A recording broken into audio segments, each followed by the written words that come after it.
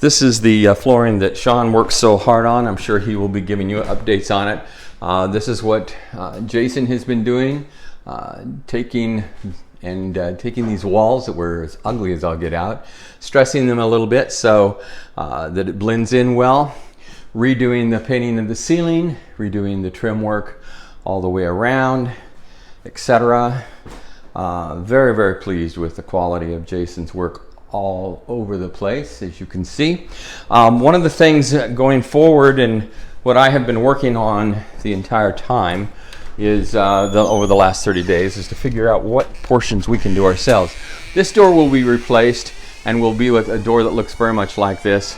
However, it will have, my intention is it'll have a upper glass section on a rounded circle. Otherwise, it'll be the same. The door that's down in the basement coming in the fellowship hall will be essentially the same door but new. And the other expensive item that I'm trying to make certain, and by the way, that quote is in and I think is relatively reasonable and more importantly negotiable. The other two doors, and the big spendy ones, are these outside doors. And Ed LaBelle has said it would cost us about $6,000 to replace.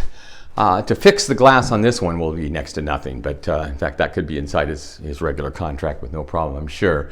But if we were to restore these doors and upgrade them and secure them and then match it with a new set of glass on the other door and frame it up, it's going to take some framing, then his full bid is right around $6,000. $4,000, so the total will be about $10,000 to have AGS restore and to have Ed LaBelle match this in glass. So I'm going to go sideways and see if I can get two doors for much, much less and see what happens. This door will be inside AGS's contract. This will be a nicer door, much nicer than that, and it will have an aesthetic appeal not unlike this, although it will be obviously a bought one with new, obviously, framing around it. So that's one of the bids that I've been trying to get on top of. Back to the glass issue, just to give you an update, I have completed and the contract is ready for signature with Ed LaBelle, and he has not taken any further because he's waiting for some of his material to come in. Once it does, he says he basically can stay with the program until he's done. He has negotiated a contract between $12,000 and $18,000, and what that means is he's going to do it for loosely a time and material. He'll track his labor. The material he'll estimate, and we have a high and a low on it basically. And I am completely pleased with it. That's where he was more than a year ago. Take two. I just fell on the ground and anyway, right in this hole right there. Anyway, on these outside windows, we had something like 15,000. I think it was more than that, but I had around 15,000 plus for the retrimming of them. AGS has agreed in principle to do it for under 10 for all of the sacred windows.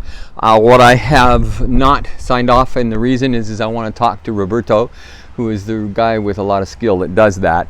Also want to incorporate, and I've emphasized 2 or 3 times that I want them to use the process that Jenna put into play and that Ed LaBelle recommend in terms of chemical processes. We do have the upper windows, as you can see. Those are in, and so anyway, so we're well on the way. The whole purpose for this last month has just to simply to get, and I'm going to bring this around, is to try to get a sense of what all these various costs are. So that we're signing off on the last $130,000 and not spinning ourselves down to nothing and not having it. I did want you to bring you up to speed on one thing, and to see if there's a way I can stretch to the 2 basements. Speaking of that, there's no way I can do that under the original contract proposals with AGS. However, I've been playing with an idea that I reviewed today with hold on, I just don't want to fall. I'm hurting a little bit. With Alex. And he thinks we can do it. And it was a proposal that was made actually by Jason, which is to install, instead of over here, to install over here and to set it up by about a foot or a little less, maybe 8 inches off the ground for the shower.